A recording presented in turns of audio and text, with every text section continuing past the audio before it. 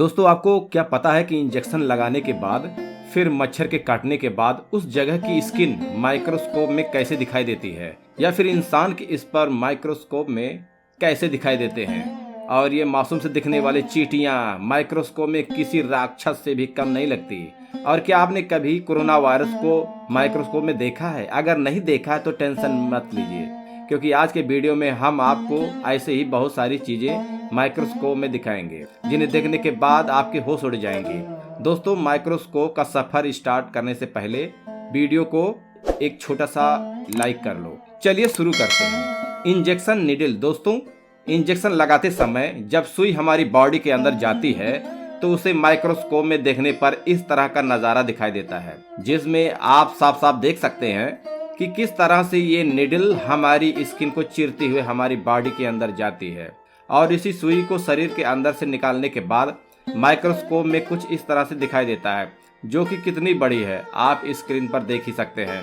और इंजेक्शन को शरीर के जिस हिस्से पर लगाया जाता है, शरीर का वो हिस्सा इंजेक्शन लगाने के बाद माइक्रोस्कोप में कुछ इस तरह से दिखाई देता है।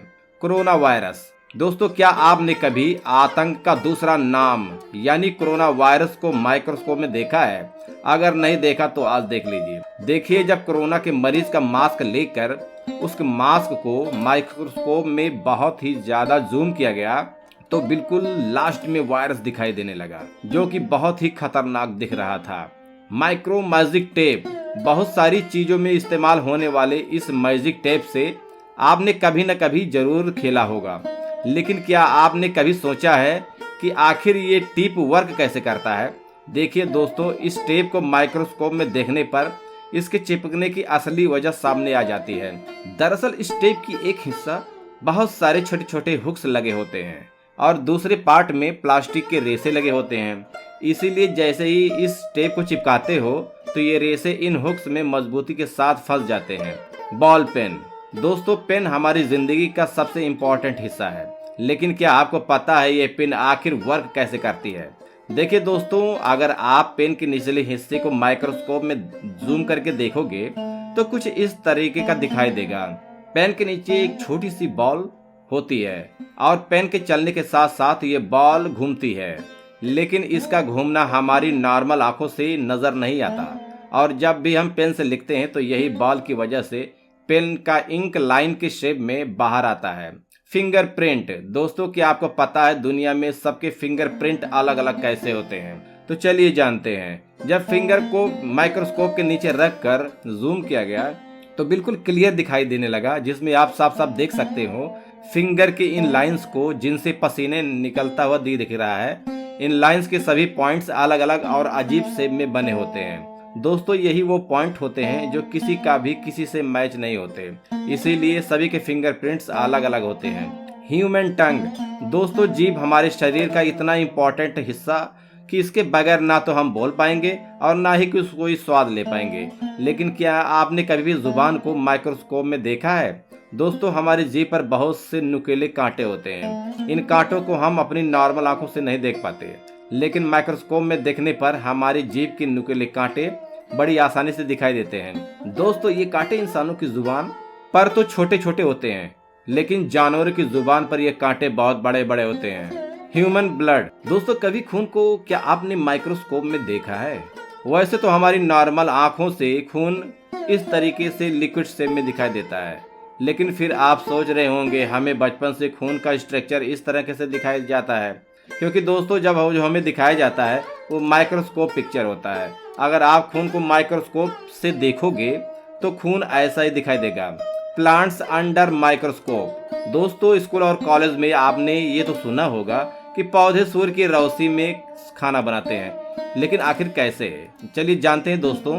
जब आप प्लांट की पत्तियों को माइक्रोस्कोप में देखोगे तो आपको क्लियरली इन पत्तियों के ऊपर छोटे छोटे छेद दिखाई देंगे। इन्हीं होल्स के जरिए सूरज की रोशनी प्लांट के अंदर जाती है, जिससे पौधों को खाना बनाने की एनर्जी मिलती है। Curd bacteria. दोस्तों बैक्टीरिया का नाम तो आपने सुना होगा, लेकिन क्या आपको पता है बैक्टीरिया आखिर दिखता कैसा है? तो चलिए जानते हैं। ये आपको पता होगा कि दही में बहुत सारे बैक्टीरियाज पाए जाते हैं, इसलिए जब दही को माइक्रोस्कोप में देखा गया तो उसमें बहुत से सारे छोटे छोटे बैक्टीरिया मूव करते हुए दिखाई दिए। अब आप सोच रहे होंगे, जब दही में इतने सारे बैक्टीरिया होते हैं तो हम दही को खाते क्यों हैं? तो हम आपको बता दें कि दही में मौजूद बैक्टीरिया हमारी बॉडी को कोई नुकसान नहीं पहुंचाते। स्पर्म, दोस्तों क्या आपने कभी स्पर्म को माइक्रोस्कोप में देखा है? देखिए दोस्तों, स्पर्म को माइक्रोस्कोप में देखने पर अलग ही दुनिया दिखाई देती है, जिसमें बहुत सारे स्पर्म इधर उधर मूव कर रहे हैं। ये स्पर्म आजाद होने के लिए तड़प रहे हैं, क्योंकि ये एक नई जिंदगी देना चाहते हैं। ग्रास इन माइक्रोस्कोप, दोस्तों आपको याद होगा, बचपन में याद होगा कि घास को तोड़ने से कभी कभी हमारा हाथ कट जाता था। चलिए इसकी वजह हम माइक्रोस्कोप में देखते हैं। दोस्तों माइक्रोस्कोप की मदद से हम साफ साफ देख सकते हैं कि इन घास के किनारों पर कितने खतरनाक कांटे होते हैं, जिन्हें हम अपनी नॉर्मल आंखों से नहीं देख पाते, और इन्हीं कांटों की वजह से हमारा हाथ कट जाता है। रेजर ब्लेड, दोस्तों ब्लेड से हमारे बहुत सारे काम होते हैं, जैसे कि नाखून निकालना, शेविंग करना। लेकिन क्या आपने कभी ब्लेड को माइक्रोस्कोप में देखा है? जब आप बिल्कुल न्यू ब्लेड को माइक्रोस्कोप में देखेंगे तो इस तरीके से दिखाई देगी, बिल्कुल शार्प। और अगर ब्लेड को इस्तेमाल करने के बाद माइक्रोस्कोप में देखोगे तो इस तरीके से दिखाई देगी, क्योंकि ब्लेड को इस्तेमाल करने के बाद इस पर बहुत सारे क्रैक्स आ जाते हैं, जो कि हमें नॉर्मल आंखों से नहीं दिखाई देते। लेकिन क्या आपको पता है कि इरेजर से बाल काटने पर हमारे बाल जल्दी जल्दी क्यों बढ़ते हैं, और ट्रिमर से काटने पर इतना ज़्यादा स्लो क्यों बढ़ते हैं? इसकी वजह जानने के लिए जब हमने रेजर और ट्रिमर से कटे बाल को माइक्रोस्कोप में रखा तो रिजल्ट हमारे सामने आ गया, जिसमें आप देख सकते हैं इरेजर से कटा हुआ बाल बिल्कुल सीधा है, और ट्रिमर से कटा बाल ऐसा लग रहा है जैसे किसी ने खींच के निकाला हो, बहुत ही ज़्यादा डैमेज लग रहा है।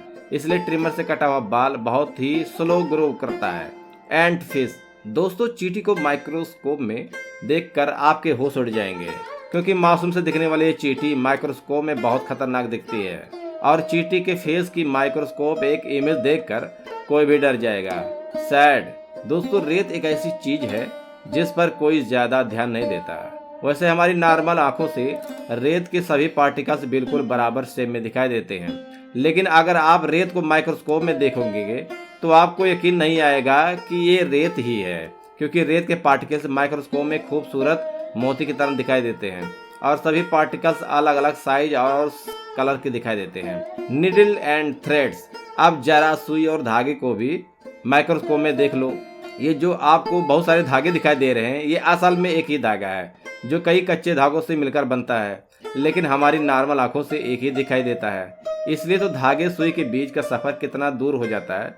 पीकॉक फेदर, दोस्तों ये तो पता होगा कि मोर हमारा राष्ट्रीय पक्षी है, और मोर कितना भी खूबसूरत होता है, लेकिन क्या आपने कभी मोर को पंख को माइक्रोस्कोप में देखा है?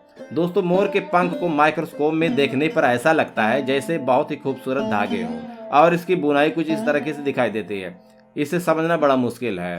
ह्यूमन आई, दोस्तों आंखें हमारे शरीर का सबसे इम्पोर्टेंट हिस्सा है। आंखों के बगैर हमारी जिंदगी कैसी होगी ये तो हम सोच भी नहीं सकते।